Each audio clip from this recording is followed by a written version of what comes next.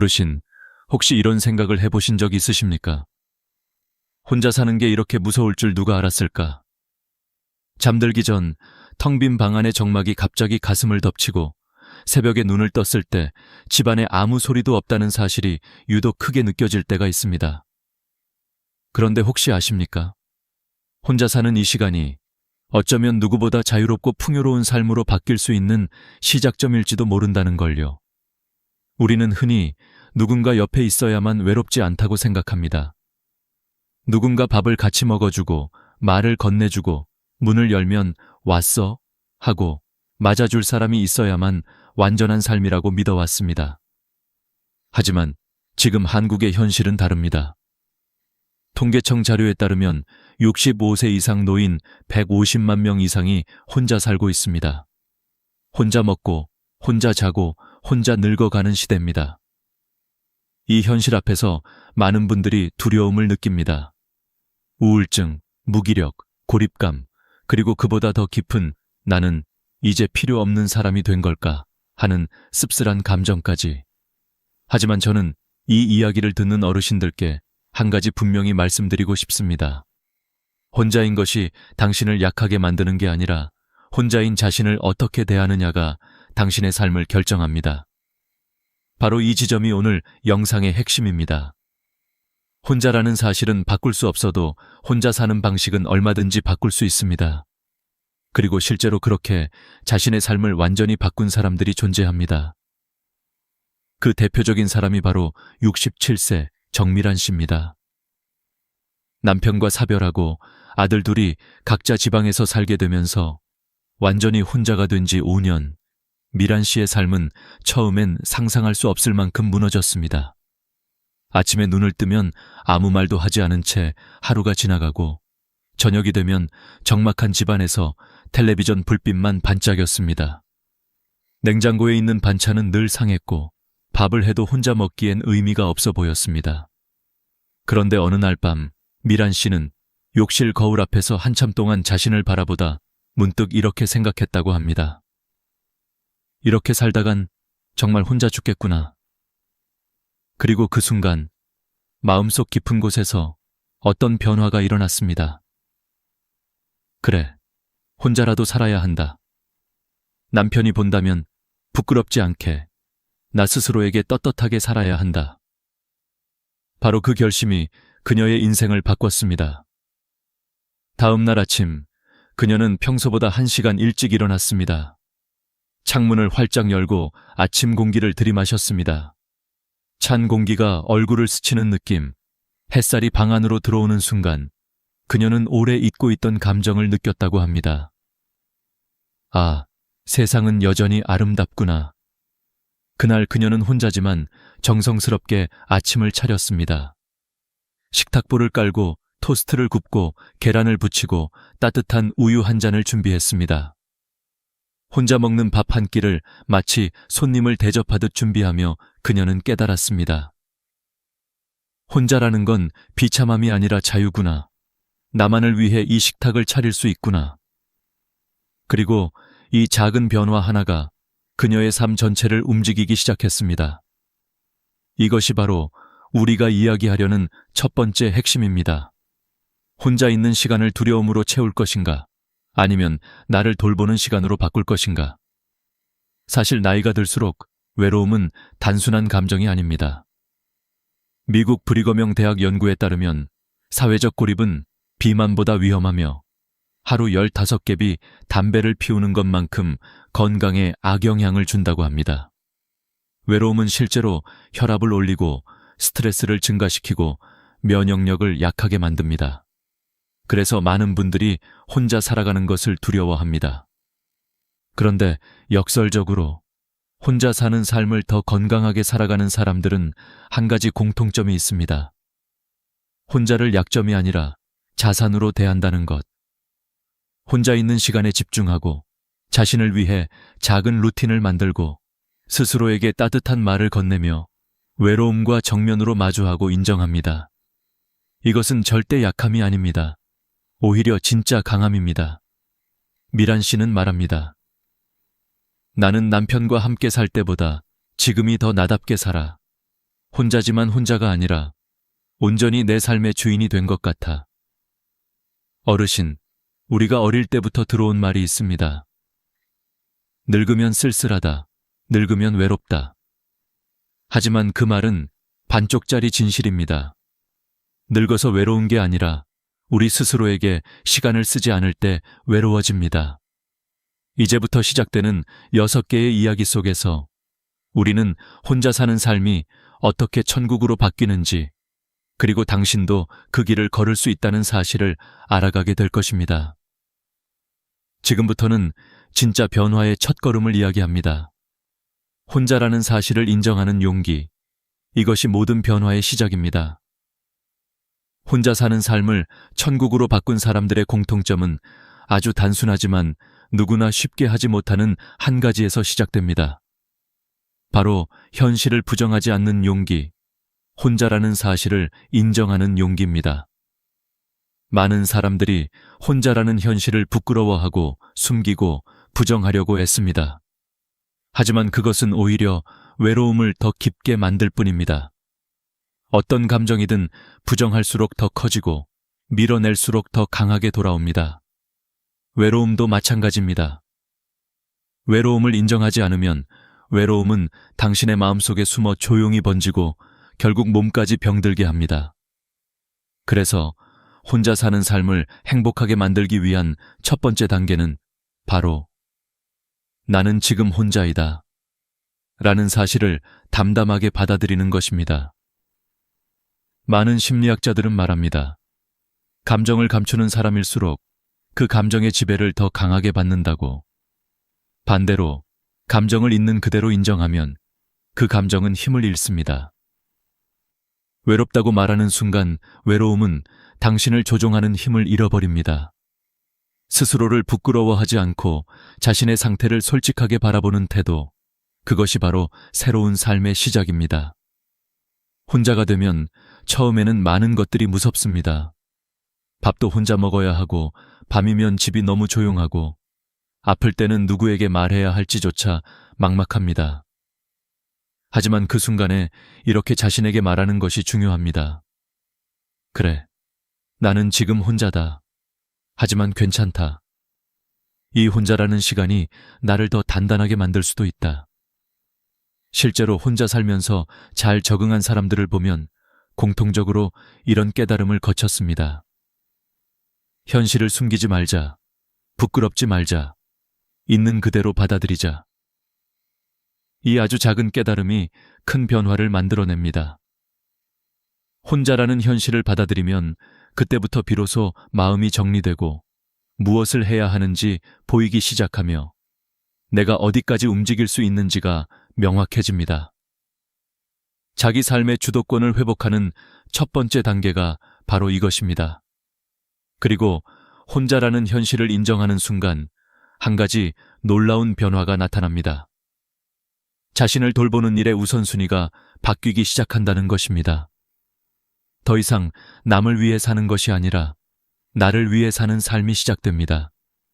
남에게 맞추고 눈치를 보고 평가받을까 걱정하며 살아온 수십 년의 삶에서 벗어나 비로소 나 중심의 삶이 시작되는 순간입니다.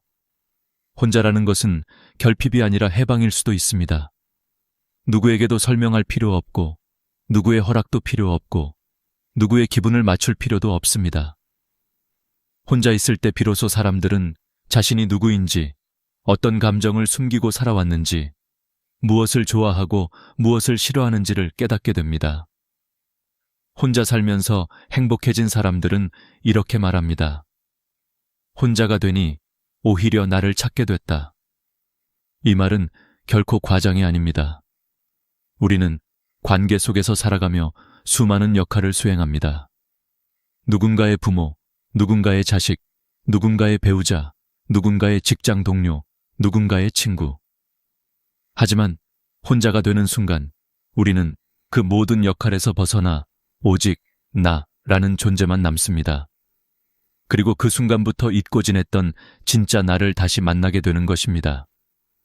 이제 중요한 것은 혼자라는 현실을 받아들인 뒤 무엇을 해야 하는가입니다. 혼자라는 사실을 인정하는 것이 첫 번째 용기라면, 그 다음은 그 혼자라는 시간을 어떻게 채울지 선택하는 두 번째 용기입니다. 외로움을 내버려 두면 외로움은 당신을 지배합니다. 하지만 외로움을 직면하고 인정한 뒤에는 그 빈 공간을 새로운 무언가로 채워 넣을 수 있습니다. 그것이 작은 루틴일 수도 있고, 새롭게 배우는 취미일 수도 있고, 가벼운 산책일 수도 있습니다. 그리고 중요한 건 속도를 조급해하지 않는 것입니다. 갑자기 삶을 완전히 바꾸려고 하지 않아도 됩니다. 변화는 하루아침에 일어나지 않습니다. 작은 한 걸음, 아주 사소한 선택 하나가 모여 어느 날 큰 변화를 만들어냅니다. 혼자 사는 삶을 잘 살아가는 사람들은 모두 이렇게 말합니다. 처음엔 아주 작게 시작했다. 나를 위한 아침, 식사 한 끼, 집 밖으로 나가는 10분 산책, 창문을 열며 하는 심호흡 3번. 이런 사소한 행동들이 외로움의 벽을 조금씩 허물고 당신의 삶을 다시 움직이게 만들 것입니다. 혼자라는 현실은 당신을 약하게 만드는 것이 아닙니다. 오히려 강하게 만들 수 있는 기회입니다.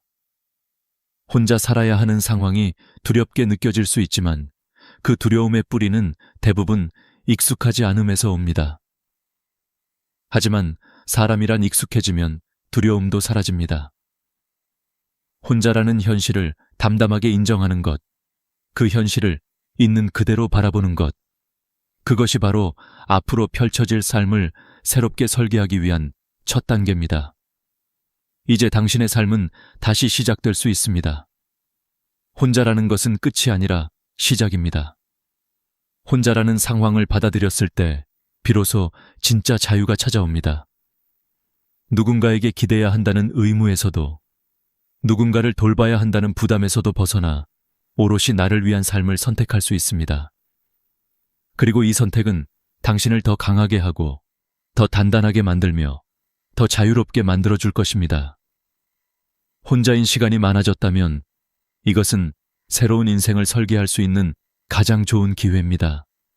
그 기회를 당신의 것으로 만드세요. 당신의 삶은 아직 끝나지 않았습니다. 오히려 지금부터가 시작입니다. 혼자 살아가는 날들이 길어질수록 사람들은 흔히 이렇게 말하곤 합니다. 혼자 있으니까 더 편하겠다. 그러나 실제로 혼자 살아본 사람만이 압니다. 편안함보다 먼저 찾아오는 건 적막함이고 자유보다 먼저 느껴지는 건 방향을 잃어버린 듯한 공허함이라는 것을. 특히 60대, 70대가 넘어서 혼자가 되면 어느 날 갑자기 삶 전체가 멈춰버린 것 같은 느낌이 들곤 합니다. 하지만 여기서 정말 중요한 사실이 있습니다. 혼자라는 현실은 바뀌지 않더라도 혼자 사는 방식은 얼마든지 다시 만들어갈 수 있다는 것입니다. 그 첫 번째 변화는 아주 사소한 행동에서 시작됩니다. 오늘 이야기에서는 혼자 살아도 삶이 무너지지 않도록 지켜주는 생활 속 작은 자립의 힘을 깊이 있게 풀어보려 합니다. 나이가 들면 하루에 필요한 일들이 줄어드는 것처럼 느껴질 때가 많습니다. 하지만 실제로는 그 반대입니다. 혼자일수록 스스로 챙겨야 할 것이 더 많아지고 그 작은 일 하나하나가 나를 지탱하는 기둥이 됩니다. 아침에 일어나 창문을 여는 일, 간단한 식사를 준비하는 일, 옷을 갈아입고 세수를 하는 일. 이런 사소한 행동들이야말로 나이 들수록 더 귀하고 소중한 자립의 증거가 됩니다. 정신의학에서는 이를 일상기능 유지 능력이라고 부르며 노년 건강을 판단하는 중요한 지표로 사용합니다. 즉, 혼자 힘으로 하루를 관리할 수 있다는 것 자체가 이미 강한 생존력이라는 뜻입니다. 어떤 어르신은 아침에 일어나는 시간이 하루를 좌우한다고 말했습니다. 혼자 살게 된 후 한동안은 침대에서 일어나는 것조차 힘들었다고 합니다. 하지만 어느 날부터 스스로에게 약속했다고 합니다. 아침 8시가 되면 무조건 일어난다. 누가 깨워주는 사람도 없고 약속이 있는 것도 아니었지만 그 작은 규칙 하나가 다시 세상을 바라보게 만들어 주었다고 합니다. 이런 습관은 단순한 행동이 아닙니다. 이것은 마음의 엔진을 켜는 스위치와 같습니다. 창문을 열고 들어오는 공기를 맞는 순간 몸과 마음이 동시에 깨어나는 작은 기적이 일어납니다. 심리학에서는 이를 행동이 감정을 이끈다고 설명합니다. 기분이 좋아져야 움직이는 것이 아니라 움직이기 때문에 기분이 좋아지는 것입니다. 혼자 사는 삶을 안정시키는 또 하나의 핵심은 바로 식사입니다. 혼자 먹는 밥은 대충 때우는 경우가 많습니다. 반찬을 꺼내놓기도 귀찮고 밥을 짓는 것도 번거롭기 때문에 그냥 빵 한 조각, 라면 한 그릇으로 끼니를 때우게 됩니다. 하지만 이런 식사가 반복되면 몸도 마음도 금방 무너집니다. 노년 영양 연구에 따르면 혼자 사는 어르신들의 영양 결핍 위험은 2배 이상 높다고 합니다. 그래서 전문가들은 말합니다. 혼자 먹더라도 제대로 차려 먹는 사람은 오래 산다. 식탁에 작은 식탁보를 깔고 반찬 2가지를 정갈하게 놓고 따뜻한 국을 준비하는 행위는 단순한 식사가 아니라 나를 존중하는 시간입니다. 혼자 먹는 밥상을 정성스럽게 차리는 사람은 자신을 외롭게 두지 않습니다. 자기 존재를 인정하는 법을 아는 사람입니다. 다음으로 중요한 자립의 힘은 일상의 작은 결정을 스스로 내리는 능력입니다. 오늘은 어떤 옷을 입을지, 어디까지 걸어갈지, 마트에서 무엇을 살지, 병원엔 언제 갈지. 이런 사소한 선택들이 쌓여 하루가 만들어지고 하루가 쌓여 인생의 리듬이 만들어집니다. 의료 현장에서는 혼자 계신 어르신에게 가장 먼저 묻는 질문이 있습니다. 스스로 은행 업무를 보실 수 있나요? 약을 제때 챙겨 드시나요? 정해진 일정이 있나요? 이 질문들이 의미하는 것은 단순합니다. 당신은 당신의 삶을 스스로 관리하고 계십니까? 라는 뜻입니다. 나이가 들어서도 일정 관리, 돈 관리, 생활 루틴을 스스로 챙기는 사람은 절대 갑자기 무너지지 않습니다. 정신의학에서는 이를 높은 생활 자율성 지수라고 부릅니다. 이 지수가 높을수록 치매 위험은 줄어들고 우울증 발생 가능성도 크게 낮아집니다. 즉, 스스로 챙기는 삶은 건강을 지키는 가장 강력한 예방책입니다. 그렇다면 어떻게 자립을 키울 수 있을까요? 한 어르신은 이렇게 말했습니다. 나는 매일 나 자신에게 일을 줘요. 오늘의 할 일 한 가지만 정하면 그걸로 충분해요. 작은 목표 하나. 예를 들면 이런 것들입니다. 오늘은 집 앞까지 산책하기. 오늘은 마트에서 과일 사오기. 오늘은 싱크대를 정리하기. 오늘은 하루 10분 스트레칭하기. 이런 작은 목표들이 쌓여 삶의 틀이 만들어지고 그 틀은 혼자인 삶이 무너지지 않도록 지켜주는 울타리가 됩니다. 혼자 사는 노년의 행복은 거창한 계획에서 오는 것이 아닙니다. 작은 루틴, 작은 선택, 작은 실천들이 하루를 단단하게 지탱해 줍니다. 결국 자립은 몸의 힘이 아니라 마음의 태도에서 시작됩니다. 나는 나를 돌본다. 이 단순한 선언이 혼자인 삶의 방향을 바꿉니다. 외롭지 않게 만드는 것이 아니라 외로움에 휘둘리지 않게 만드는 힘입니다. 세상 누구도 대신 챙겨주지 못하는 마지막 영역이 바로 생활 속 자립입니다. 그리고 이 자립의 힘을 갖춘 사람은 혼자 살아도 무너지지 않습니다. 오히려 당당하게, 자유롭게, 자신만의 리듬으로 늙어갈 수 있습니다. 그 자립의 힘이 바로 혼자 사는 삶을 지옥에서 천국으로 바꾸는 숨겨진 열쇠입니다. 사람이 혼자 살게 되면 가장 먼저 무너지는 건 몸도, 돈도, 집도 아닙니다. 바로 마음입니다. 마음이 무너지면 몸은 금방 따라오고, 몸이 약해지면 관계가 끊기고, 관계가 끊기면 삶 전체가 어둠 속으로 들어갑니다. 그래서 혼자 사는 삶에서 가장 중요한 건 마음의 방향을 어디에 두느냐입니다. 미란 씨 역시 처음 혼자가 되었을 때 마음이 가장 먼저 붕괴됐습니다. 남편의 빈자리를 받아들이기도 전에 세상과의 연결이 한 올 한 올 끊어지는 느낌이 밀려왔습니다. 거실에 앉아 TV를 켜도 화면 속 사람들의 웃음소리는 오히려 자신의 고독을 더 크게 울리는 메아리 같았고 밤이 되면 집안이 너무 조용해서 라디오를 켜 두어야만 했습니다. 그런데 이상한 것이 있습니다. 조용한 집안이 무서운 게 아니라 조용한 나 자신이 무서운 겁니다. 아무 말도 하지 않고 아무 감정도 느끼지 않고 아무 계획도 세우지 않은 채 그저 흘러가는 하루를 바라보는 자신의 모습이 낯설고 두려운 겁니다. 그러던 어느 날 작은 사건이 미란 씨의 마음을 완전히 뒤흔들었습니다. 장을 보러 갔다가 계산대 앞에서 카드를 꺼내는데 갑자기 손이 떨리기 시작했습니다. 이유는 없었고 가슴이 쿵 떨어지는 느낌과 함께 머리가 하얘졌습니다. 눈앞이 흐려지고 숨이 막히는 것 같은 공포가 밀려왔습니다. 계산대 직원이 괜찮으세요? 라고 물었지만 대답조차 나오지 않았습니다. 겨우 집에 돌아와도 공포는 사라지지 않았습니다. 혼자 있다는 사실이 갑자기 비수처럼 심장에 박혔습니다. 만약 지금 쓰러지면 누가 알지? 내가 죽어도 이틀은 지나야 아들들이 알겠지. 이런 생각들이 머릿속을 가득 채웠습니다. 그날 밤 미란 씨는 처음으로 깨달았습니다. 내가 이렇게 무너지는 건 몸 때문이 아니라 마음 때문이다. 그때부터 미란 씨는 마음을 다스리는 연습을 시작했습니다. 그 첫 번째는 아주 단순했지만 매우 중요한 일이었습니다.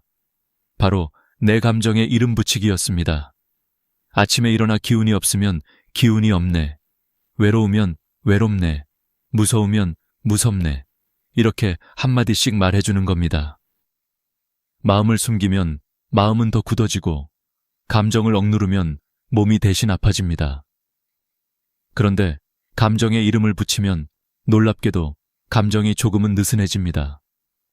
마치 꽉 묶여있던 매듭을 살짝 흔들어 푸는 느낌이었습니다. 심리학에서는 이를 감정의 레이블링 효과라고 부릅니다. 감정을 언어로 표현하는 순간 뇌의 공포신호가 낮아지고 감정이 진정된다는 원리입니다. 미란 씨는 매일 거울 앞에서 이 연습을 했습니다. 오늘은 조금 슬프네. 이제는 덜 외롭네. 괜찮아지고 있네. 그렇게 한마디씩 스스로에게 말을 하다 보면 마음이 조금씩 환기됐고 그 작은 변화가 하루를 견딜 힘을 주었습니다. 마음 관리의 두 번째는 집 안 공기의 흐름을 바꾸는 것이었습니다. 혼자 사는 집은 시간이 지나면 공기조차 무거워지고 멈춥니다. 미란 씨는 창문을 여는 일을 하루의 가장 중요한 의식으로 삼았습니다. 아침 햇빛이 들어오고 바람이 커튼을 흔들고 먼지가 흩날리며 바깥의 기운이 집 안으로 들어오는 순간 나도 오늘 다시 살아야겠구나 하는 힘이 생겼습니다. 햇빛을 받는 10분은 뇌의 세로토닌 수치를 높입니다. 연구에 따르면 햇빛은 우울감을 낮추고 집중력을 회복시키며 외로움을 완화시키는 효과가 있습니다.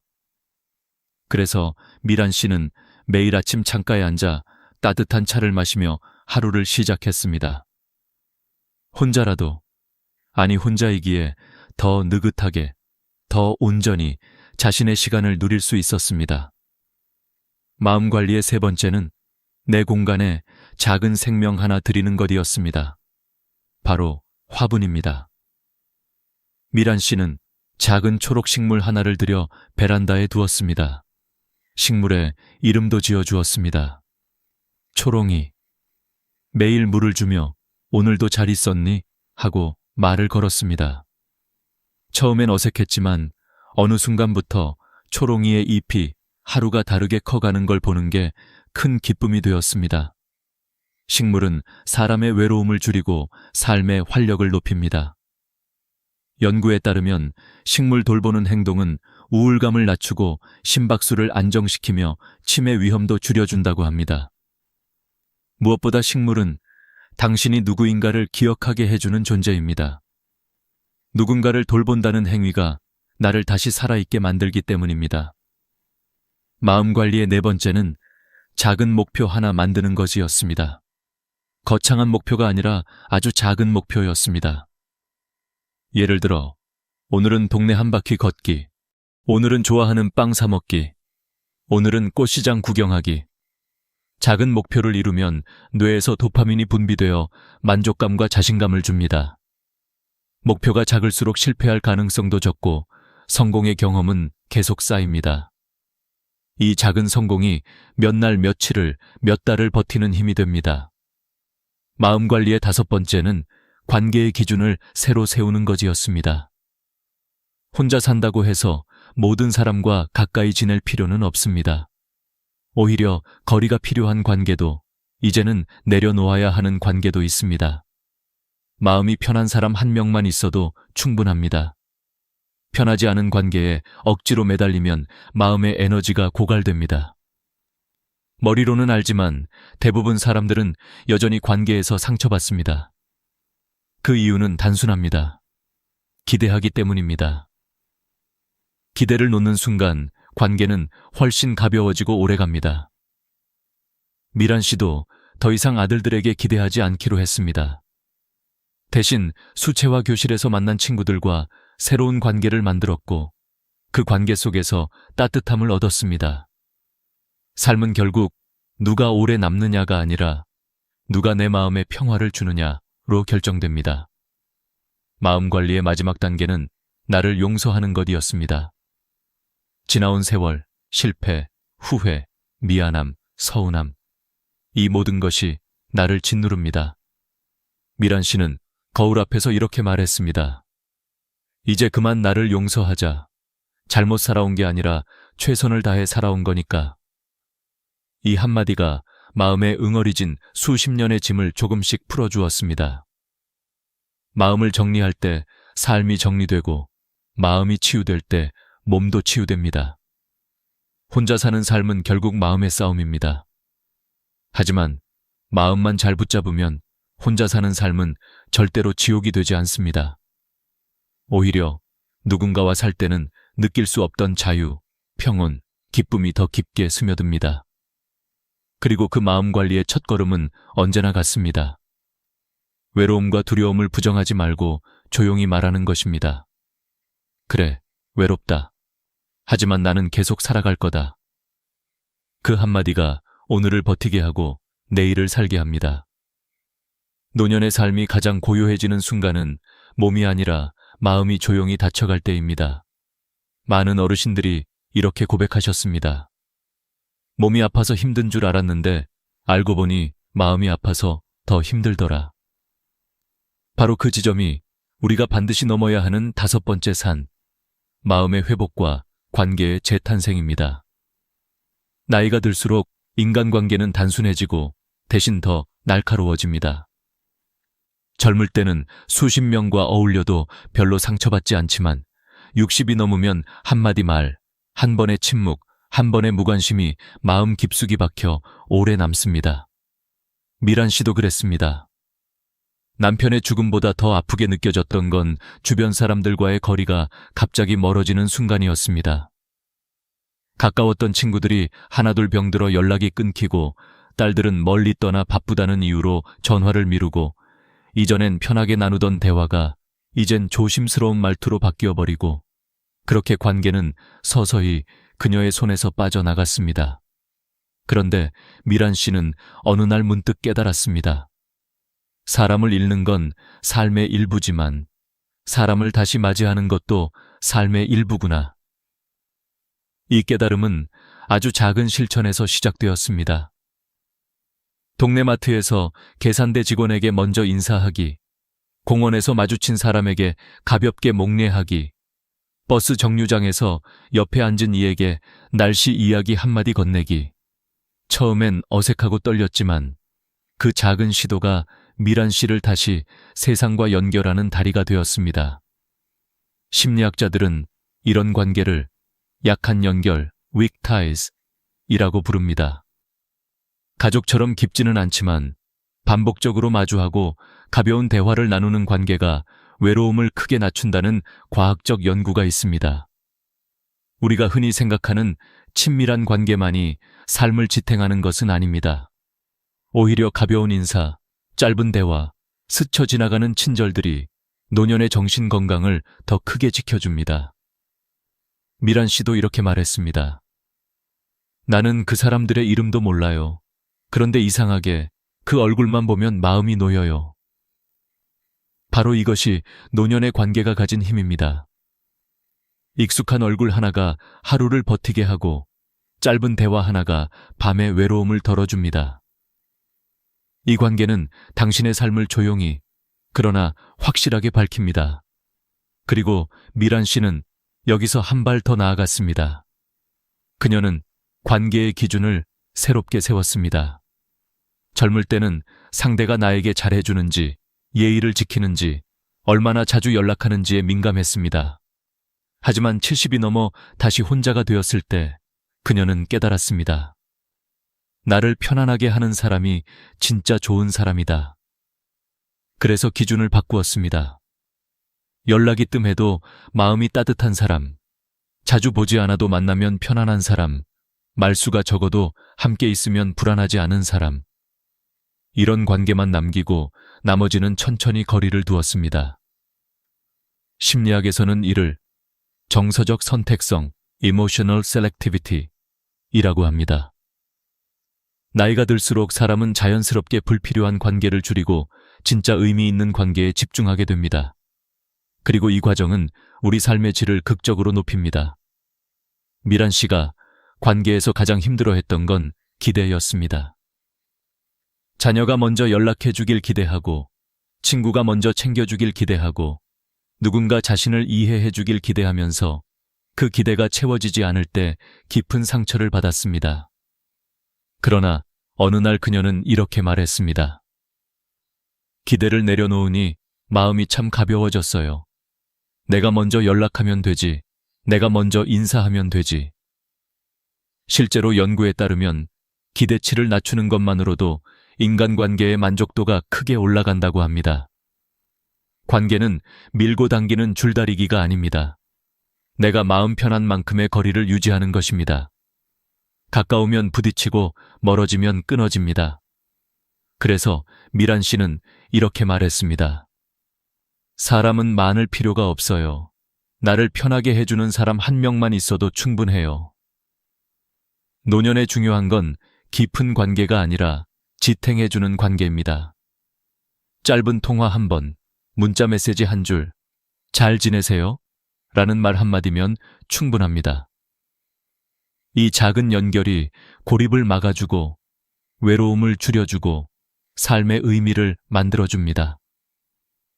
그리고 이제 가장 중요한 비밀을 말씀드리겠습니다. 관계는 나이가 들어도 끝까지 새로 만들 수 있습니다. 60세든 70세든 80세든 새로운 인연은 충분히 찾아옵니다. 오히려 노년의 인연은 더 순수합니다. 이해관계가 없고 경쟁이 없고 오직 따뜻함으로만 이어집니다.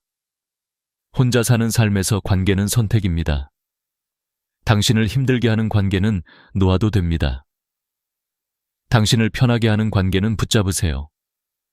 그리고 새로운 관계는 두려워하지 말고 받아들이세요. 인생의 후반부에서 우리의 마음을 살리는 것은 결국 사람과 사람 사이의 온도입니다. 그 온도가 당신의 남은 인생을 따뜻하게 비춰줄 것입니다. 나이가 들수록 우리는 많은 것을 잃는다고 생각합니다.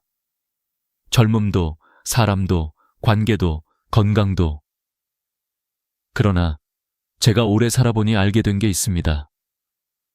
잃는 만큼 반드시 새롭게 얻는 것도 있다는 겁니다. 그걸 발견하느냐 못하느냐, 그 작은 차이가 인생의 마지막 장을 완전히 달라지게 만듭니다. 혼자 사는 삶이 두렵지 않은 이유도, 외로움 속에서도 당당할 수 있는 이유도 결국은 같은 지점으로 돌아옵니다. 내 삶의 주인은 언제나 나였다는 깨달음입니다. 우리는 평생 누군가의 아내로, 남편으로, 엄마로, 아버지로 혹은 누군가의 자식으로 살아왔습니다. 이름보다 역할이 먼저였고 마음보다 책임이 앞섰습니다. 그런데 어느 날 문득 혼자가 되고 나면 비로소 알게 됩니다. 지금까지 단 한 번도 나 자신으로 살아본 적이 없었다는 사실을요. 혼자 사는 삶이 우리에게 주는 가장 큰 선물은 바로 그것입니다. 처음으로 나 자신으로 살아볼 기회. 누구에게 맞추지도 않고 누구에게 인정받으려고 애쓰지도 않고 오직 나로 사는 시간. 이 시간이야말로 나이 든 사람에게 찾아오는 마지막이자 가장 중요한 선물입니다. 혼자 사는 삶이 두려운 이유는 실제로 혼자라서가 아닙니다. 우리가 혼자를 살아본 경험이 없기 때문입니다. 오랫동안 누군가를 먼저 챙기느라 나를 잊고 살았기 때문입니다. 그래서 혼자가 되면 갑자기 공허해지고 두려워집니다. 하지만 그 공허함은 생각보다 빨리 채워질 수 있습니다. 나를 돌보기 시작하면, 나를 사랑하기 시작하면, 나를 삶의 중심에 다시 세우기 시작하면 그 공허함은 놀라울 만큼 빠르게 사라집니다. 그 빈자리엔 고요함, 자유, 주체성, 그리고 늦게 찾아온 자존감이 자리를 잡습니다. 우리가 남은 인생에서 해야 할 일은 단 하나입니다. 나를 가볍게 만드는 선택을 매일 하나씩 하는 것. 마음을 짓누르는 사람과 거리를 두고, 버리지 못했던 물건들을 정리하고, 잊었다고 생각했던 감정을 꺼내어 놓고, 오래된 미련을 조금씩 흘려보내고, 더 이상 나에게 도움이 되지 않는 책임과 기대들을 내려놓는 것. 이 작은 내려놓음들이 쌓이면 어느 순간 몸이 가벼워지고, 마음이 밝아지고, 생각이 단순해집니다. 세상이 달라진 게 아니라 내가 달라진 겁니다. 그리고 마지막으로 꼭 기억해 주세요. 우리는 혼자 살아도 혼자가 아닙니다. 당신과 같은 고민을 가진 사람들이 지금 이 순간에도 이 영상을 보고 있습니다. 누군가는 남편을 떠나보낸 뒤 3년째 혼자 살고 있고, 누군가는 이혼 후 처음으로 혼자 늙어가는 현실을 받아들이는 중이며, 누군가는 평생 결혼하지 않았지만 처음으로 외로움을 느끼고 있을지 모릅니다. 하지만 화면 너머에서 서로는 연결되어 있습니다. 이 말이 과장이 아닙니다. 당신의 외로움은 당신만의 것이 아닙니다. 누군가도 같은 길을 걷고 있고, 같은 감정을 느끼고 있으며, 같은 두려움과 싸우고 있습니다. 그래서 우리는 혼자이지만 절대 혼자가 아닙니다. 당신의 삶은 아직 끝나지 않았습니다. 아니, 어쩌면 이제부터가 진짜 시작일지도 모릅니다. 남은 인생이 짧을수록 더 빛날 수 있고, 만남이 적을수록 더 깊어질 수 있으며, 혼자인 시간이 길수록 더 나다워질 수 있습니다. 오늘 이 말을 꼭 기억하세요. 혼자 사는 삶은 패배가 아니라 선택입니다. 고독은 벌이 아니라 기회입니다. 나이 들면 쇠퇴가 아니라 완성입니다. 오늘 이 영상을 보신 당신은 이미 변화를 시작했습니다. 창문을 열고 밖으로 나가고 인사 한마디 건네고 나를 위한 10분을 만들고 작은 취미를 하나 시작하고 감사 하나를 적기만 해도 인생은 달라집니다. 혼자여도 괜찮습니다. 아니, 혼자이기에 오히려 더 단단하고 더 지혜롭고 더 자유롭습니다. 당신의 남은 삶이 누구보다 빛나길 진심으로 응원합니다. 그리고 당신이 오늘도, 내일도, 그 다음 날에도 당신 자신으로 살아가길 바랍니다. 끝까지 함께 해주셔서 감사합니다. 영상이 마음에 와닿았다면 구독과 좋아요, 그리고 댓글 한 줄 꼭 남겨주세요. 당신의 한 줄이 또 다른 누군가의 삶을 바꾸는 힘이 될 수 있습니다. 그날 새벽, 아무도 없는 거실 한가운데서 가슴이 찢어질 듯 조여오면 단 10초 안에 무엇을 해야 할까요? 그 짧은 순간 생과 사가 갈립니다. 숨이 가빠지고 온몸이 차가운 땀으로 젖어들며 머릿속이 하얘집니다. 문을 두드릴 사람도, 옆집에 도움을 청할 시간도 없습니다. 바로 이때 준비된 사람과 준비되지 않은 사람의 차이가 극명하게 드러납니다. 저는 수십 년 동안 수많은 환자들을 지켜보며 이 장면을 수백 번 보았습니다.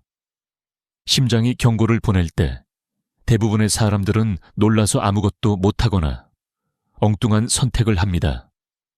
하지만 준비된 사람은 숨을 고르고 첫 번째 행동을 시작합니다. 그 차이가 바로 생존의 문턱을 넘는 열쇠입니다. 그날도 마찬가지였습니다. 7, 8세의 한 어르신이 혼자 집에 계셨습니다. 가슴 한가운데서 서서히 조여오는 통증이 시작되었죠.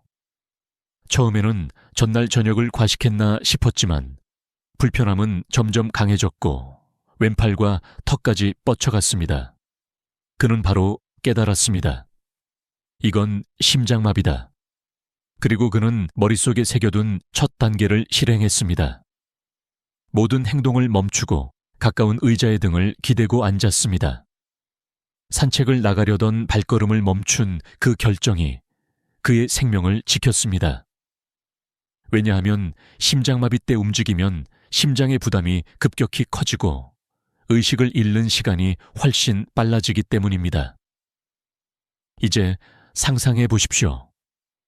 여러분이 혼자 있을 때 갑자기 이런 증상이 찾아온다면 무엇부터 하시겠습니까? 많은 분들이 119부터 전화해야지 라고 생각하지만 실제 현장에서는 전화기를 잡기조차 힘든 경우가 많습니다. 숨이 가쁘고 손끝에 힘이 빠지며 말이 제대로 나오지 않을 수 있습니다. 그래서 첫 10초 동안은 안전한 자세를 취하고 몸을 안정시키는 것이 우선입니다. 그 후에야 비로소 다른 단계로 넘어갈 수 있습니다. 저는 여기서 하나의 진실을 말씀드리고 싶습니다. 심장마비는 영화 속처럼 갑자기 쓰러지는 장면만 있는 것이 아닙니다. 오히려 서서히 다가오는 경우가 많습니다. 그래서 준비가 되어 있지 않으면 신호를 놓치고 대응이 늦어집니다. 특히 95세 이상의 어르신들은 혼자 계실 때 위험이 3배 이상 높아집니다. 도와줄 사람이 없으니 스스로의 판단과 행동만이 생명을 지키는 버팀목이 됩니다.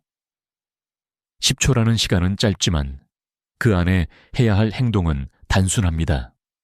멈추고 앉고 숨을 고르기. 단 3가지입니다. 하지만 이 단순함이 수많은 생명을 살렸습니다. 저와 오랫동안 알고 지낸 박노인도 그랬습니다. 그는 증상이 시작되자마자 현관 옆 의자에 앉아 숨을 고르며 벨게시쿨을 부를 힘을 비축했습니다. 불과 몇 분 뒤 구급대가 도착했을 때 그는 여전히 의식을 유지하고 있었고 신속한 치료로 큰 손상 없이 회복했습니다. 여러분이 지금 이 영상을 보고 계신다면 첫 번째 약속을 해 주십시오. 심장이 경고하면 나는 10초 안에 멈추고 앉겠다. 이 약속이 앞으로 여러분의 생명을 지키는 첫 문장이 될 것입니다. 지금부터 저는 여러분께 혼자 있을 때도 살아남을 수 있는 8가지 방법을 순서대로 말씀드릴 것입니다. 하지만 오늘의 핵심, 바로 이 첫 단계는 절대 잊지 마시기 바랍니다. 왜냐하면 이 시작이 모든 것을 바꾸기 때문입니다. 여러분이 그 10초를 어떻게 쓰느냐에 따라 다시 가족의 품으로 돌아갈 수 있을지 아니면 영영 돌아오지 못할지가 결정됩니다. 그리고 한 가지 더. 이 10초의 선택은 단지 행동의 문제가 아닙니다. 나는 살아남겠다는 마음의 선언입니다. 의지가 몸을 움직이고 몸이 생명을 붙잡습니다. 그 순간 여러분은 더 이상 무기력한 피해자가 아니라 스스로를 지키는 주인공이 됩니다. 저는 이 진실을 너무나 많은 현장에서 보았습니다. 살아남은 사람들은 결코 포기하지 않았습니다. 그들은 바로 이 10초 안에 결정을 내렸습니다. 오늘 여러분께 그 결정을 전하고 싶습니다. 지금 숨을 깊게 들이마시고 마음속으로 되뇌십시오. 위험이 오면 나는 멈추고 앉고 숨을 고른다. 그 간단한 다짐이야말로 심장이 보내는 첫 경고를 이겨내는 비밀입니다. 심장마비는 절대 시끄럽게 다가오지 않습니다. 우리는 흔히 드라마나 영화에서 갑자기 가슴을 움켜쥐고 쓰러지는 장면을 떠올립니다. 그러나 현실에서 심장은 훨씬 더 조용하고 교활하게 침입합니다. 마치 한밤중에 발자국 소리도 없이 문을 열고 들어오는 도둑처럼 아무런 경고 없이 조금씩 우리를 옥죄어 옵니다. 이 침입자를 알아채지 못하면 대응할 기회를 놓치게 됩니다. 한 노인이 있었습니다. 평소 건강검진에서 큰 문제가 없다고 들었기에 그는 본인이 건강하다고 믿었습니다. 그러나 어느 날 아침 커피를 내리며 신문을 읽던 중 갑자기 가슴이 답답해졌습니다. 처음에는 어제 저녁을 좀 과식했나라고 생각하며 넘겼지만 그 답답함은 사라지지 않았습니다. 10분, 20분. 그리고 어느 순간 왼쪽 팔이 저리고 턱까지 묵직한 통증이 올라왔습니다. 이쯤 되면 이미 심장이 강력한 경고를 보내고 있는 것입니다. 이것이 바로 조용한 침입자의 특징입니다. 심장마비의 5가지 경고 신호를 기억해야 하는 이유가 여기에 있습니다. 첫째, 가슴 한가운데를 누르는 듯한 압박감. 환자들은 이를 코끼리가 앉아있는 것 같다 또는 큰 돌덩이가 눌러오는 것 같다 라고 표현합니다. 둘째, 이 통증이 팔과 턱으로 퍼져나가는 현상입니다. 특히 여성의 경우 턱 통증으로 치과를 찾다가 응급실로 옮겨지는 경우가 많습니다. 셋째, 이유 없는 극심한 피로감. 아무 일도 안 했는데 온몸이 무겁고 힘이 빠지는 기분입니다. 넷째, 갑작스러운 숨가쁨과 식은땀. 계단을 오르지 않았는데도 숨이 차고 땀이 비오듯 흐른다면 경계해야 합니다. 다섯째, 어지럼증과 구토. 많은 분들이 체했나 하고 소화제를 찾지만 이 선택이 돌이킬 수 없는 결과를 부르기도 합니다. 문제는 이 신호들이 모두 한꺼번에 나타나지 않는다는 것입니다. 5가지 중 2-3가지만 나타나도 심장마비를 의심해야 합니다. 특히 60세 이상, 고혈압, 당뇨, 흡연 경험, 고지방 식단 등 위험 요인이 있다면 더욱 예민하게 반응해야 합니다. 그렇지 않으면 이 침입자는 소리 없이 심장을 멈추게 만들 수 있습니다.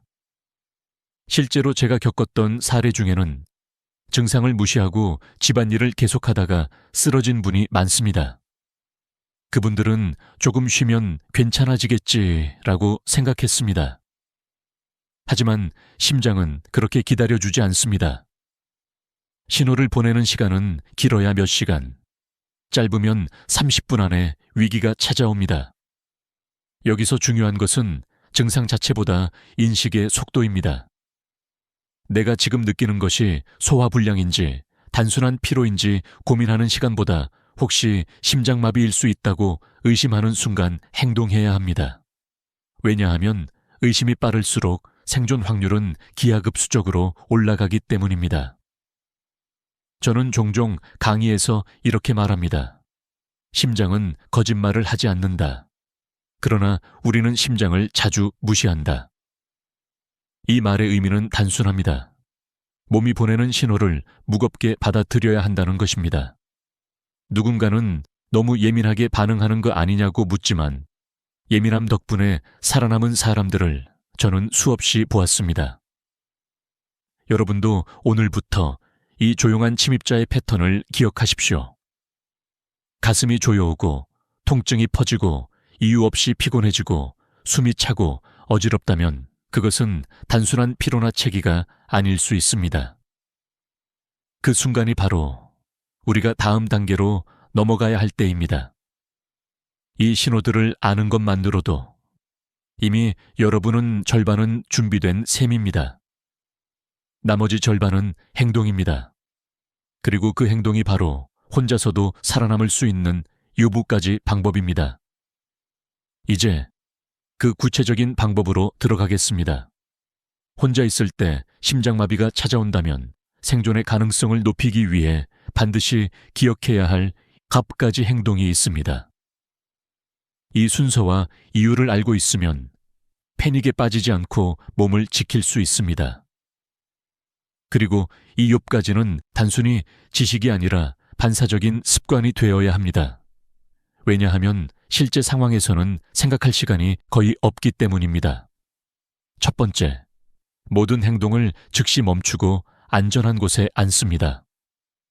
걷고 있다면 멈추고, 서 있다면 의자나 소파에 앉아 등을 기대십시오.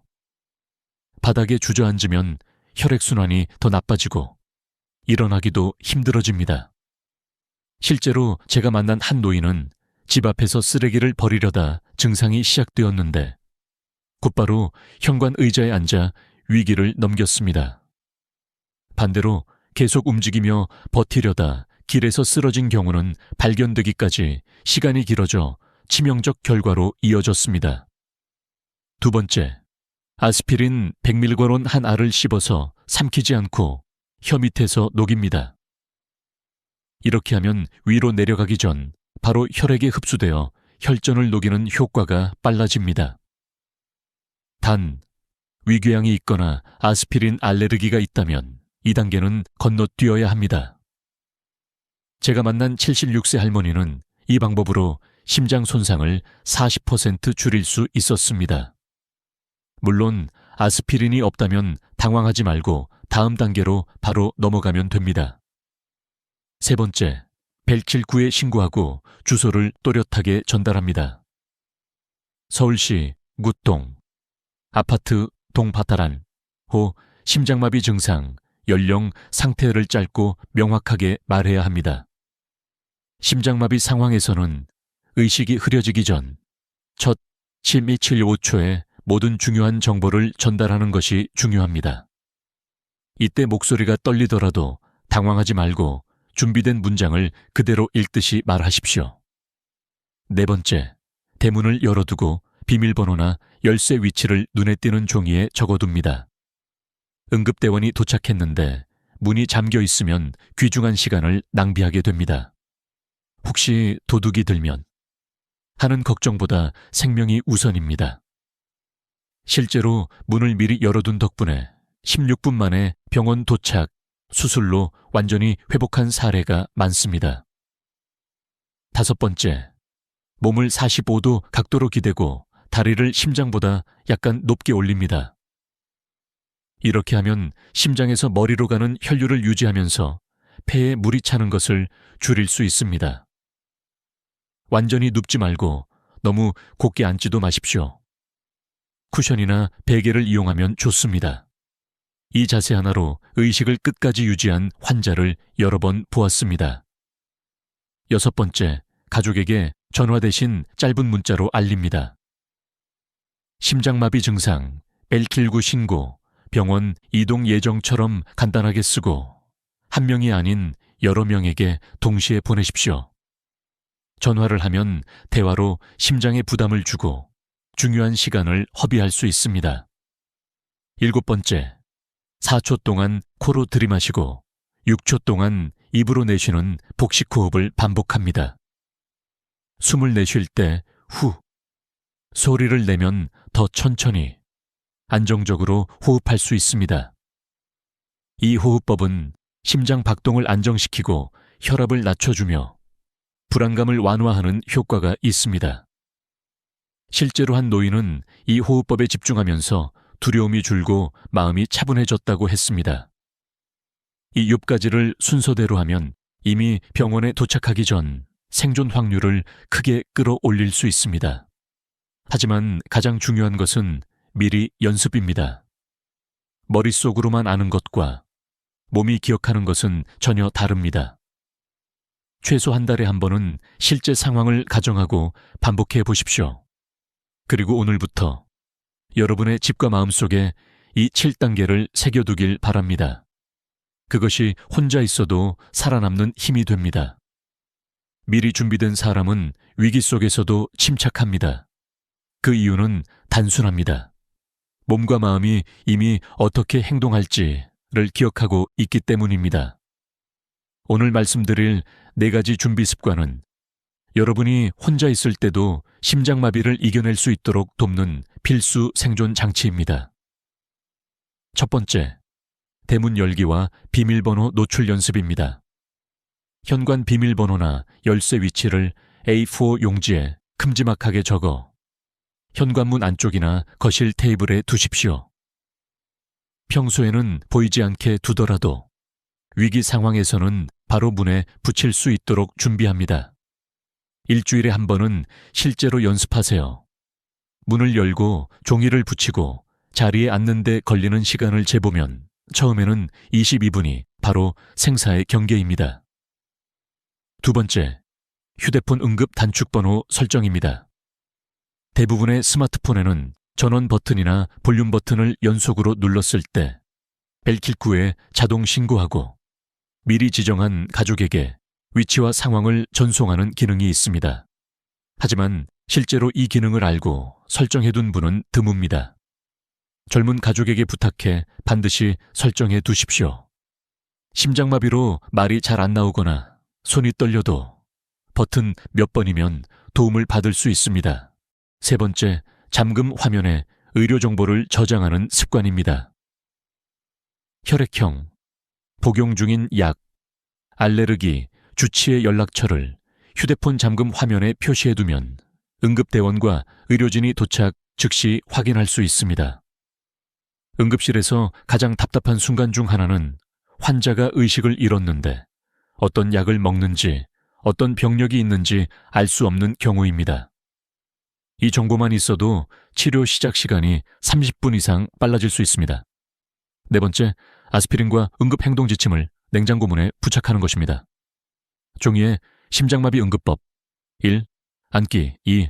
아스피린 씹기 3. 119 신고 4.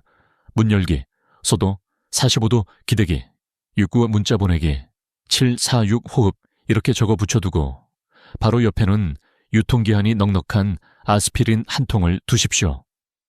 가족이나 지인이 찾아왔을 때도 한눈에 볼 수 있게 해두면 여러분뿐 아니라 주변 사람의 생명도 구할 수 있습니다. 이 네 가지 준비 습관은 단순히 혹시 몰라서 하는 것이 아닙니다. 통계적으로 65세 이상 중 3명 중 1명은 평생 한 번은 심장 응급 상황을 겪습니다. 그리고 그중 80%는 집에서 혼자 있을 때 발생합니다. 이 네 가지가 갖춰져 있다면 그 80%의 위험에서 벗어나고 생존자의 20% 안에 들어갈 확률이 높아집니다.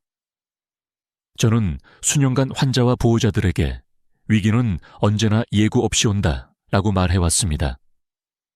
이 준비 습관을 생활 속에 심어두는 것이야말로 여러분이 혼자 있어도 절대 혼자가 아닌 이유가 됩니다. 이제 왜 이런 준비가 반드시 필요한지를 실제 수치와 사례를 통해 확인해 보겠습니다. 숫자는 거짓말을 하지 않습니다. 우리가 준비해야 하는 이유를 설명할 때 감정만으로는 부족합니다. 실제 수치와 사례는 여러분의 마음속에 경각심과 확신을 동시에 심어줍니다. 먼저 생존 확률을 보겠습니다. 혼자 있을 때 심장마비가 오면 사망 확률이 약 87%입니다. 그러나 경고 신호를 인식하고 첫 1분 안에 올바른 행동을 시작하면 생존 확률은 90% 가까이 올라갑니다. 불과 몇 분 전과 후의 차이가 이렇게 큽니다.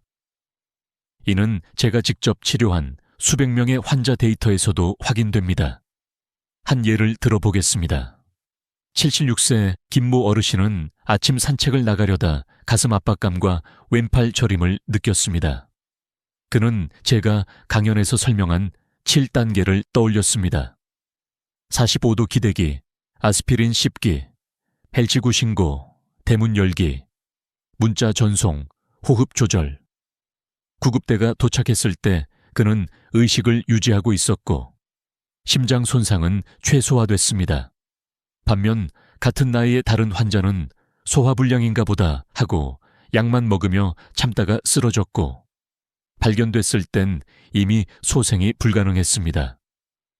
또 하나의 중요한 수치가 있습니다. 심장마비 환자의 85%는 초기 증상을 다른 질환으로 착각합니다. 어깨 결림, 위장 장애, 감기 기운 등으로 오인해 대응이 늦어집니다.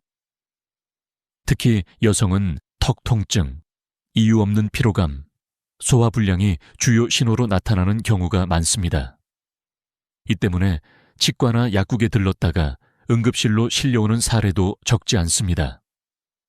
L19 응급대원과 이야기를 나누어 보면 현장에서 가장 안타까운 순간은 문이 잠겨 있거나 환자가 전화를 받지 않아 진입이 늦어지는 경우라고 합니다. 그래서 대문 열기가 생존 전략에서 필수인 이유입니다. 구급대가 문 앞에 서 있는 1분, 2분은 환자에게는 치명적인 시간이 될 수 있습니다.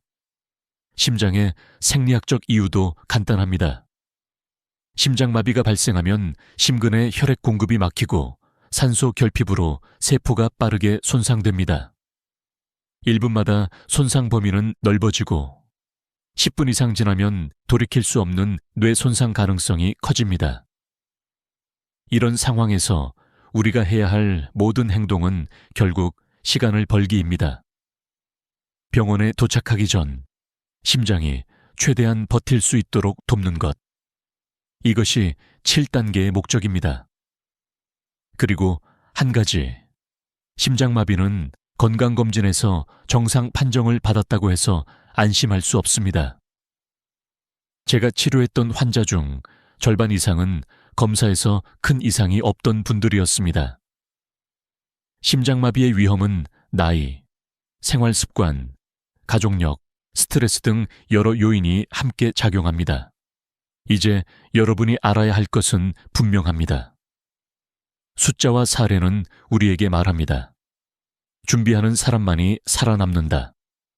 다음 단계는 이 모든 것을 실제 생활 속에서 어떻게 습관으로 만들 것인지입니다. 그 습관이 여러분의 내일을 지켜줄 것입니다. 나는 살아남는다. 이 말은 단순한 구호가 아니라 위기 속에서 나 자신에게 건네는 가장 강력한 약속입니다. 우리가 지금까지 이야기한 경고 신호, 7단계 행동, 4가지 준비 습관은 모두 이 한 문장을 현실로 만들기 위한 도구입니다. 하지만 아무리 좋은 도구도 손에 쥐지 않으면 아무 소용이 없습니다. 먼저 기억해야 할 경고 신호를 다시 머릿속에 새겨봅시다. 가슴 한가운데 압박감, 왼팔이나 턱으로 퍼지는 통증, 이유 없는 피로, 갑작스러운 숨가쁨과 식은땀, 어지럼증과 구토. 이 중 2가지 이상이 나타나면 망설임 없이 심장마비라고 의심해야 합니다. 의심이 빠를수록 행동이 빨라지고 행동이 빨라질수록 생존 가능성이 커집니다. 그 다음 7단계 행동을 몸이 기억하도록 훈련해야 합니다. 1. 멈추고 앉기. 2. 아스피린 씹기. 3. 119 신고하기. 4. 문 열기. 5. 45도 기대기. 6. 문자 보내기. 7. 4. 6 복식 호흡. 이 순서를 종이에 적어 눈에 보이는 곳에 붙여두고 한 달에 한 번씩 실제 상황처럼 연습하세요. 연습은 위기 속에서 몸이 자동으로 반응하게 만드는 유일한 방법입니다. 그리고 4가지 준비 습관. 대문 열기 연습, 휴대폰 응급 단축번호 설정, 잠금 화면, 의료 정보 저장, 냉장고 아스피린과 행동 지침 부착. 이 4가지를 완성하면 여러분은 혼자 있어도 결코 무방비 상태가 아닙니다. 병원에 도착하기 전까지 그 모든 분과초는 여러분의 생명을 지키는 방패가 될 것입니다. 마지막으로 이 지식과 습관을 혼자만 갖고 있지 마십시오. 가족, 친구, 이웃과 나누십시오. 특히 혼자 사는 부모님이나 친척이 있다면 오늘 이 영상을 보여드리고 함께 연습하세요. 휴대폰을 직접 설정해 드리고 아스피린을 사서 냉장고 위에 올려두세요. 여러분의 작은 행동이 사랑하는 사람의 생명을 구할 수 있습니다. 저는 35년 동안 수많은 환자를 살리기도 잃기도 했습니다. 잃은 순간마다 마음이 찢어졌습니다. 하지만 살아남은 분들은 공통점이 있었습니다. 그들은 신호를 알고 있었고 미리 준비했으며 위기 속에서 결코 포기하지 않았습니다. 오늘 이 순간 여러분도 그들의 대열에 합류할 수 있습니다. 이제 여러분께 부탁드립니다. 지금 마음속으로 외치세요. 나는 살아남는다. 나는 준비된 사람이다. 그리고 이 다짐을 잊지 않기 위해 댓글로 남겨주세요. 그것은 단순한 글자가 아니라 여러분 스스로와 맺는 생존의 약속입니다. 이 영상을 끝까지 봐주신 모든 분들께 진심으로 감사드립니다. 앞으로도 여러분의 건강과 안전을 지킬 수 있는 이야기들을 계속 전해드릴 것입니다. 구독과 좋아요를 눌러주시고 알림 설정까지 해주시면 다음에도 중요한 정보를 놓치지 않을 수 있습니다. 여러분의 심장은 여러분의 선택에 달려 있습니다. 오늘부터 살아남는 선택을 하시기 바랍니다. 며칠 전 일이었습니다. 아파트 단지 작은 카페에서 친구 4명이 모여 커피를 마시고 있었습니다. 화제는 자연스럽게 지난 봄 벚꽃놀이로 넘어갔죠. 저는 웃으며 그날 갔던 장소를 얘기하려고 했습니다. 그때 우리가 간 그게 뭐였더라. 순간 입술 끝에서 단어가 맴돌았지만 절대 나오지 않았습니다. 마치 혀끝에 걸려 있으면서도 잡히지 않는 비눗방울처럼요. 주변 친구들이 기다리며 고개를 끄덕이는데 제 심장은 점점 빨리 뛰고 손끝은 식어갔습니다. 머릿속은 하얗게 비어버리고 웃음으로 얼버무리며 다른 주제로 넘어갈 수밖에 없었습니다. 집으로 돌아오는 길, 마음속에 묘한 씁쓸함이 남았습니다. 예전에는 이런 적이 거의 없었는데 왜 요즘 부쩍 많아진 걸까? 혹시 나이가 들어서 기억력이 떨어진 건 아닐까? 이런 순간 여러분도 잊지 않으셨나요? 회의 자리에서, 가족 모임에서, 심지어 손주 앞에서 말이 막혀버리는 그 난감함. 그때의 침묵은 길게 느껴지고 마음 한구석에는 나 괜찮은 걸까? 라는 불안이 스며듭니다. 하지만 먼저 안심하셔도 좋습니다. 이것은 결코 치매의 전조만은 아닙니다. 젊은 사람도, 심지어 방송에 나와 말 잘하는 사람들도 종종 겪는 정상적인 뇌 반응입니다. 학자들은 이를 혀끝 현상이라 부릅니다. 단어를 알고 있지만 그 단어로 가는 길목이 잠시 막힌 상태죠. 마치 잘 알던 동네 길이 공사 중이라 돌아가야 하는 것처럼 단어를 찾는 뇌의 경로가 잠깐 우회하는 겁니다. 이때 우리가 흔히 하는 실수는 억지로 단어를 잡아내려고 애쓰는 것입니다. 하지만 뇌는 조급함을 느끼는 순간 더 깊이 문을 닫아버립니다. 모래를 손에 꼭 쥐면 더 빨리 빠져나가는 것처럼요. 그래서 단어가 떠오르지 않을 땐 잠시 멈추고 그 단어와 관련된 다른 단서들을 차근차근 떠올려야 합니다. 장소라면 그곳의 풍경, 냄새, 함께 갔던 사람, 들었던 음악. 이런 것들을 떠올리다 보면 어느 순간 단어가 툭 하고 튀어나옵니다. 저는 이 방법을 생활 속에서 종종 씁니다. 몇 달 전 병원 대기실에서 한 어르신이 연예인 이름이 생각 안 난다며 답답해 하셨죠. 그래서 제가 그분이 나왔던 드라마는 뭐였죠? 하고 물었습니다. 그분은 잠시 생각하다가 그 병원 드라마라고 하셨고 그러자 곧바로 이름이 떠오르더군요.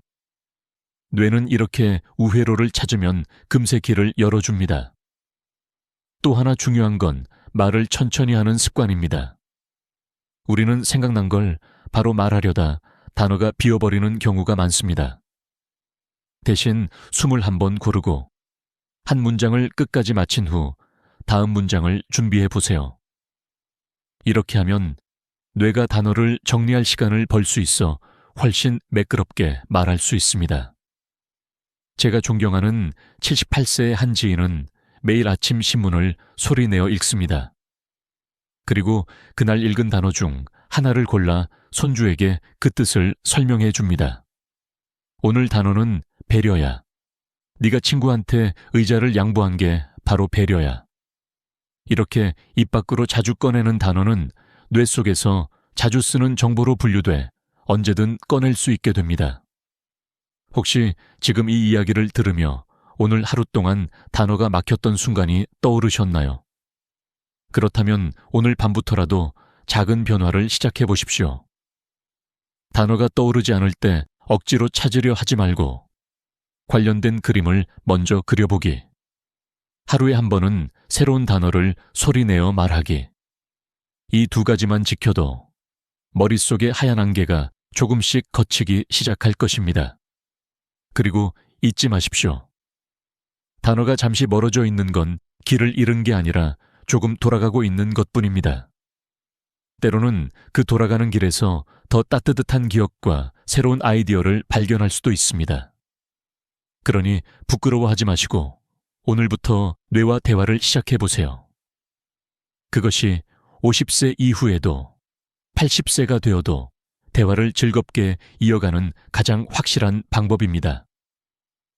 우리가 흔히 겪는 혀끝 현상은 마치 잊은 단어가 우리를 놀리듯 숨바꼭질을 하는 것과 같습니다. 분명 아는 단어인데 입 밖으로 꺼내려는 순간 머릿속 어딘가에서 길이 막혀버리는 거죠.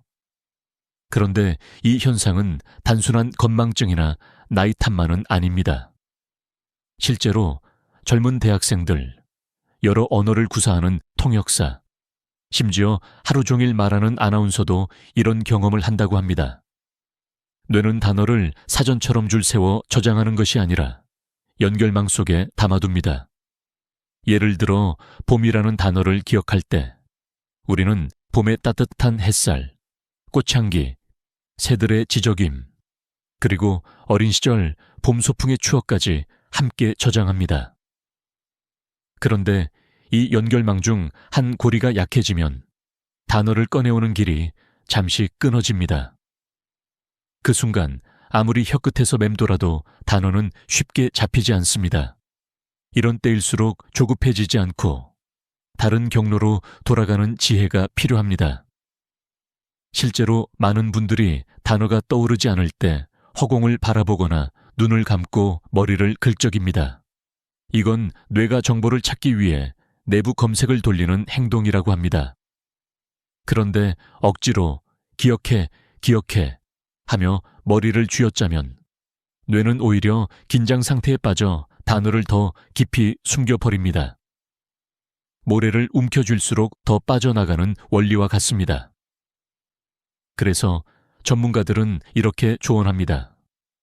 단어가 막혔다면 그 단어와 연관된 정보를 하나씩 떠올려 보라고요.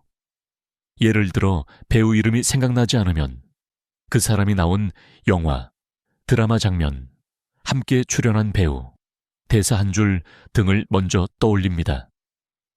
이렇게 하면 뇌 속의 연결망이 차례로 열리면서 원래 찾던 단어에 도달할 가능성이 훨씬 높아집니다.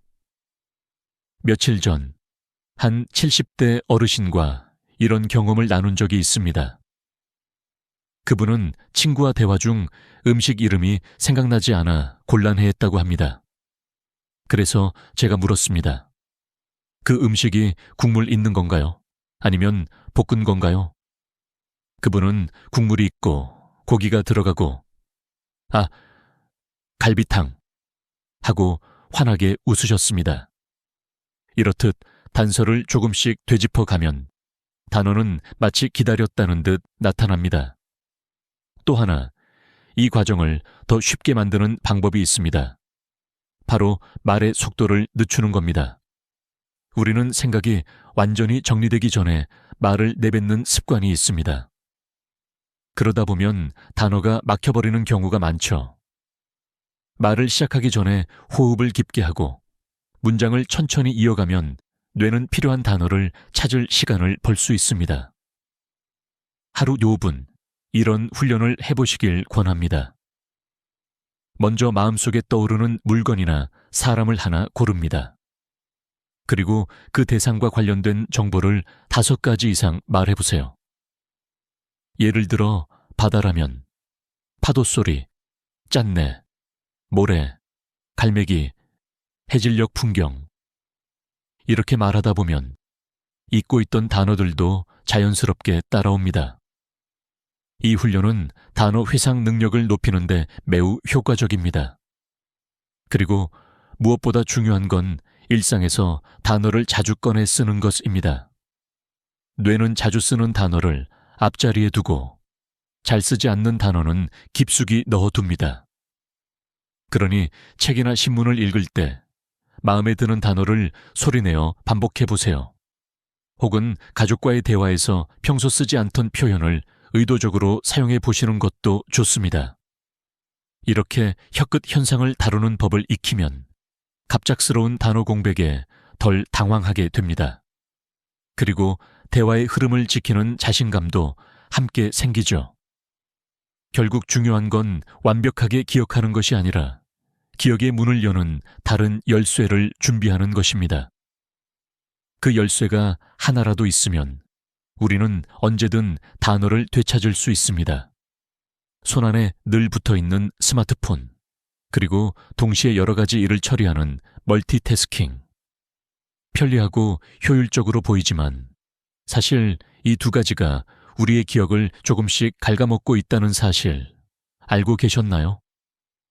특히 50대에서 80대 사이의 분들은 나는 이제 예전 같지 않다 는 느낌을 스마트폰 시대 이후 더 자주 경험한다고 합니다. 예전에는 라디오 뉴스 하나를 끝까지 들었고 신문 한 면을 다 읽고 나서야 다른 일을 했습니다. 하지만 지금은 뉴스를 듣다가 카톡이 오면 중간에 확인하고 다시 돌아오면 내용이 흐릿해져 있죠. 뇌는 한 번에 한 가지에 집중하도록 설계돼 있습니다. 그런데 짧고 빠른 정보가 계속 밀려들면 뇌는 이건 오래 기억할 필요 없는 정보라고 판단해 깊이 저장하지 않습니다. 예를 들어 유튜브 쇼츠나 10초짜리 영상에 오래 노출되면 처음엔 재미있지만 곧 비슷한 영상이 머릿속에서 뒤섞이며 사라집니다. 문제는 이렇게 얕게 저장하는 습관이 굳어지면 오래 기억해야 할 중요한 정보조차 제대로 저장되지 않는다는 겁니다. 며칠 전 한 60대 지인이 이런 이야기를 하셨습니다. 어제 뉴스를 봤는데 오늘 아침에는 무슨 내용이었는지 전혀 기억이 안 나더라고. 저는 그분의 하루를 물어봤습니다. 아침에 뉴스를 보다가 중간에 손주 사진이 카톡으로 와서 열어보고 그 다음엔 쇼핑몰 알림을 확인하셨다고 합니다. 그러다 다시 뉴스를 틀었지만 이미 앞의 내용은 희미해진 상태였죠. 이렇게 집중이 계속 끊기면 기억의 줄이 풀려버립니다. 과학적으로도 이런 현상이 입증되었습니다. 하버드대 연구에 따르면 멀티태스킹이 잦을수록 뇌의 해마라는 부위가 비활성화되는데 해마는 장기 기억을 만드는 핵심 기관입니다. 스마트폰 알림이 울릴 때마다 우리는 잠시 집중을 잃고 그 순간 뇌는 방금 전 정보를 임시 저장소에서 삭제하기 시작합니다. 그래서 중요한 단어를 떠올리려 할 때 그 연결이 이미 약해져 있는 경우가 많습니다. 그렇다면 어떻게 해야 할까요? 첫 번째는 단일 집중 습관을 만드는 것입니다. 책을 읽을 때는 책만, 뉴스를 볼 때는 뉴스만, 대화를 할 때는 상대방만 바라보는 것이죠. 작은 변화처럼 보이지만 이 습관은 뇌에게 이건 중요한 정보라는 신호를 보내고 더 깊게 저장하도록 만듭니다. 두 번째는 정보 다이어트입니다. 하루에 스마트폰을 보는 시간을 줄이고 특히 짧은 영상이나 빠르게 소비하는 콘텐츠의 양을 제한하는 겁니다. 대신 길이가 조금 있는 기사나 다큐멘터리를 보며 집중력을 회복하는 것도 좋습니다. 예를 들어 하루에 10분만이라도 책 한 페이지를 소리내어 읽고 그 내용을 가족이나 친구에게 이야기해 보세요. 말로 옮기는 순간 기억은 더 단단해집니다. 세 번째는 천천히 생각하기 훈련입니다. 우리는 빠른 세상 속에서 빨리 대답해야 한다는 압박을 받습니다. 하지만 단어가 떠오르지 않을 땐 잠시 숨을 고르고 생각할 시간을 주는 것이 훨씬 유리합니다. 뇌는 속도가 아니라 집중으로 움직이기 때문입니다. 한 50대 의사는 환자에게 이렇게 조언합니다. 대답을 3초 늦게 해도 괜찮습니다. 대신 머릿속에 떠오른 단어를 정확히 붙잡아 보세요. 그리고 중요한 건 이런 변화를 하루아침에 완벽하게 만들려고 하지 않는 겁니다. 처음엔 하루에 한 번, 대화 중 스마트폰을 멀리 두고 온전히 대화에만 집중해 보세요. 점차 그 시간을 늘리면 뇌는 다시 깊게 기억하는 법을 배우게 됩니다. 마지막으로 헬렌 켈러의 말이 떠오릅니다. 세상에서 가장 아름다운 것은 보거나 들을 수 없다. 마음으로 느껴야 한다. 우리는 너무 많은 것을 보고 듣느라 정작 중요한 것을 깊이 느끼고 기억하는 시간을 잃고 있습니다. 스마트폰 속 무한한 정보보다 지금 눈앞의 대화와 표정, 목소리가 더 오래 남는다는 것을 기억하시길 바랍니다. 오늘부터 손안의 소음을 잠시 꺼보는 건 어떨까요?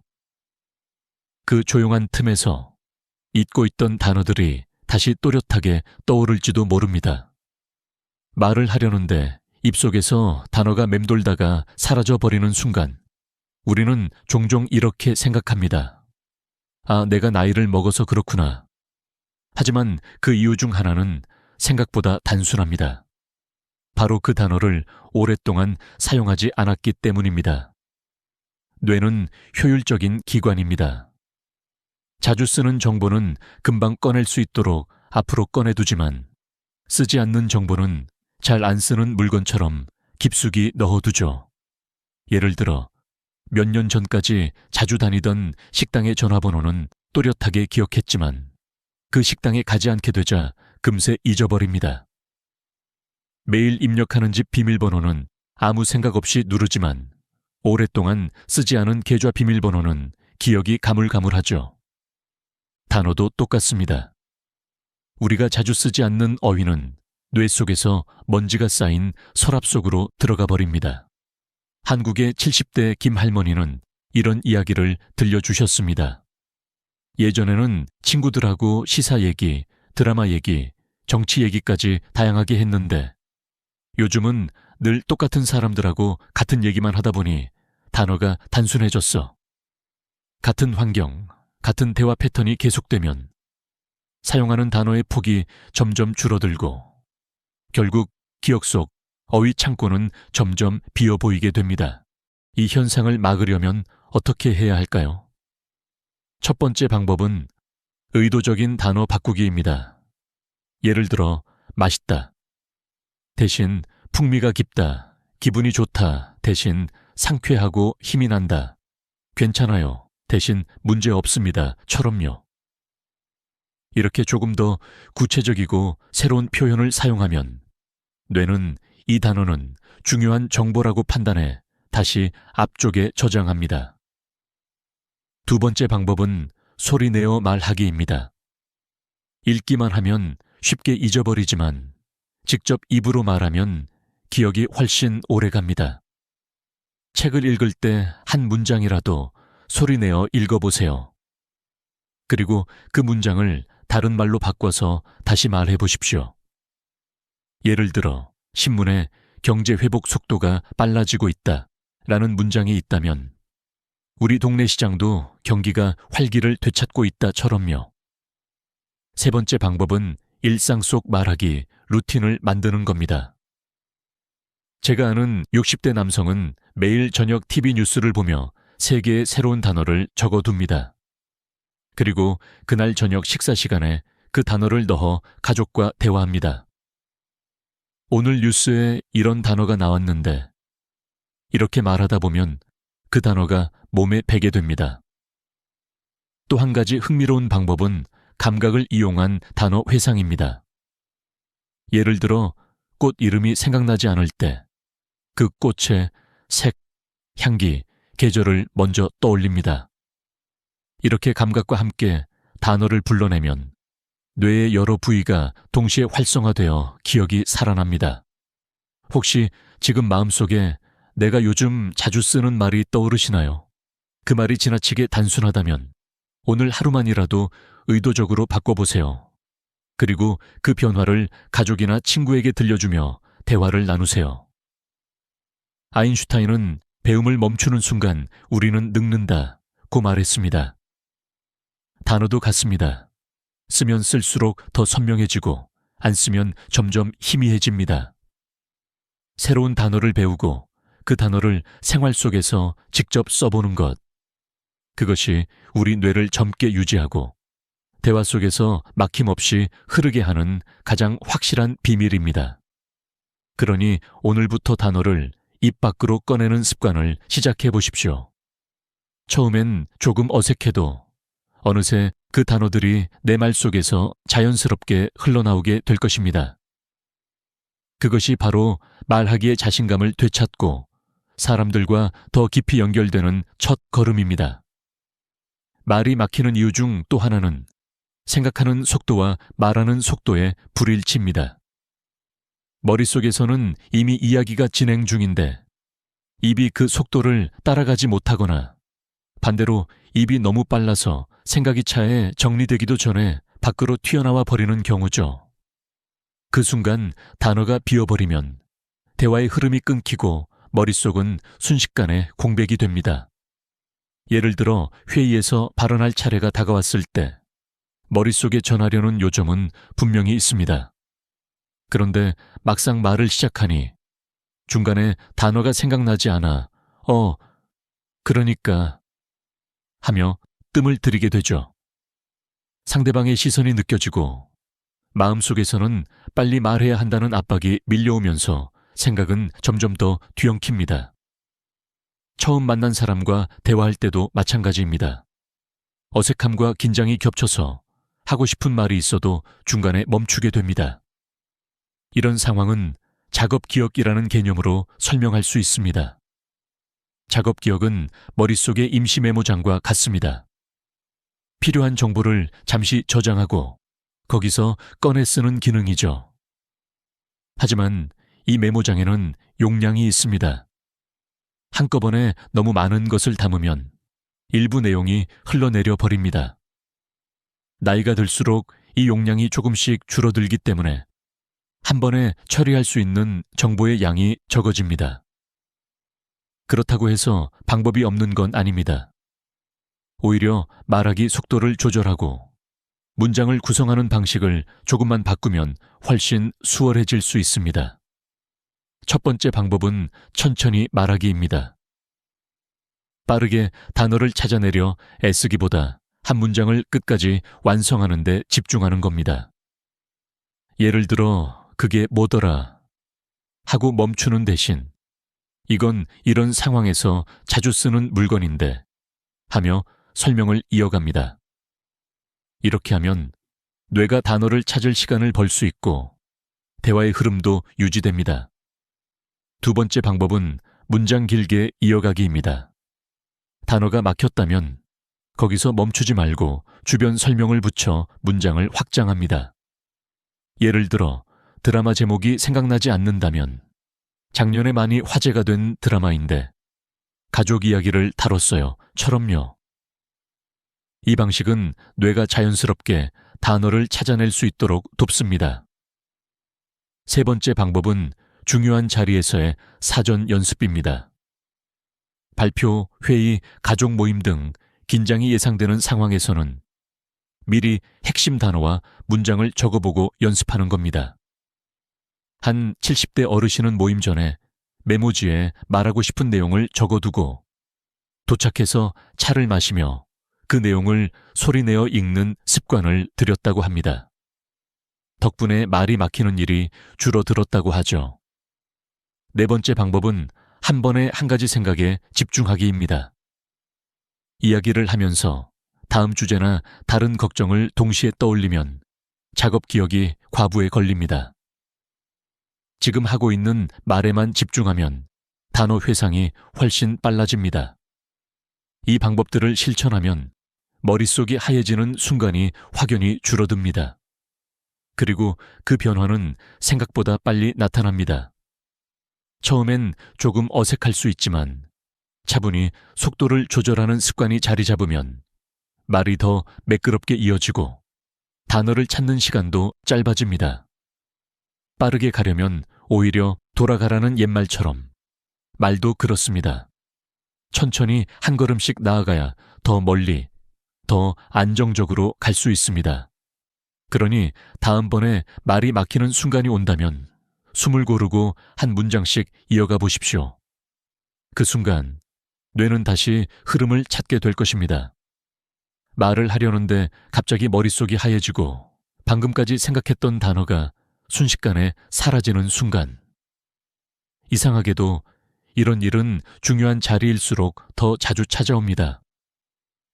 회의에서 갑작스럽게 질문을 받았을 때, 면접에서 대답을 하려는 순간, 가족 행사에서 많은 눈이 나를 바라볼 때, 이런 때 마음속에서는 실수하면 안 돼라는 생각이 먼저 떠오르고 단어는 더 멀리 달아나 버립니다.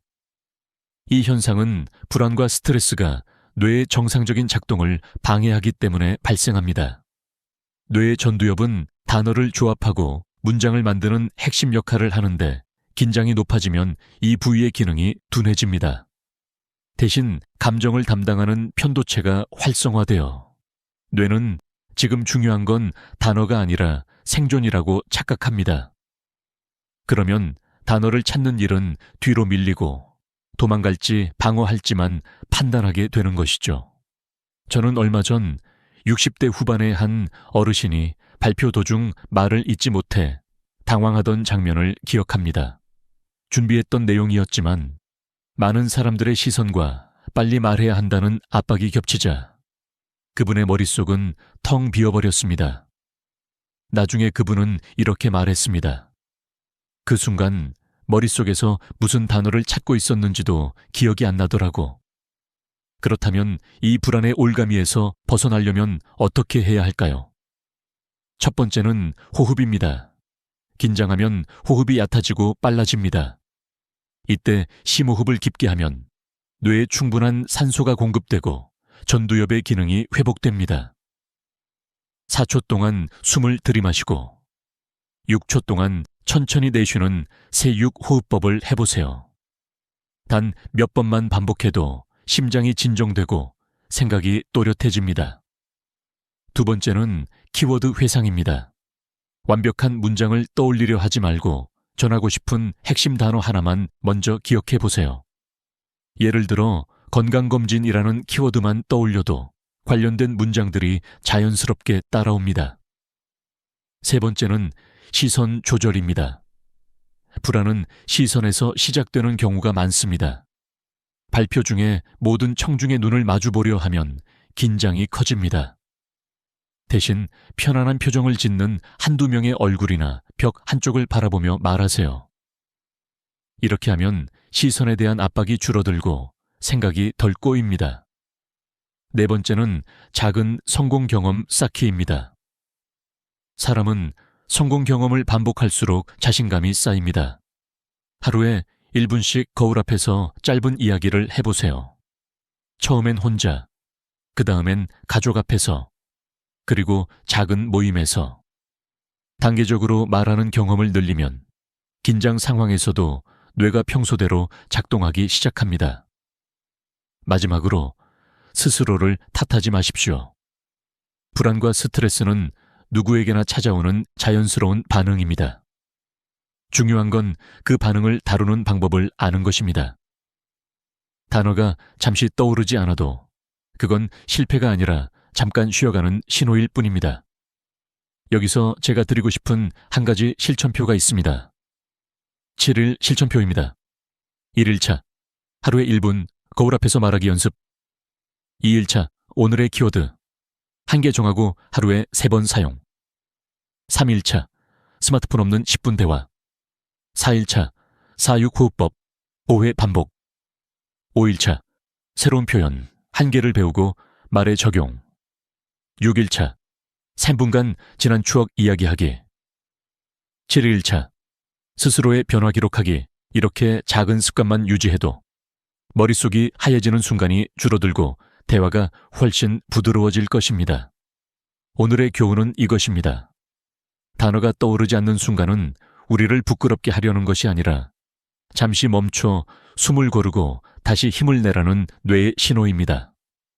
그러니 그 순간을 두려워하지 말고 오히려 활용해 보십시오.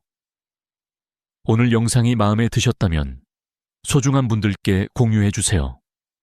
그리고 구독과 좋아요는 저에게 큰 힘이 됩니다. 앞으로도 여러분의 기억과 대화를 지키는 이야기를 계속 전해드리겠습니다.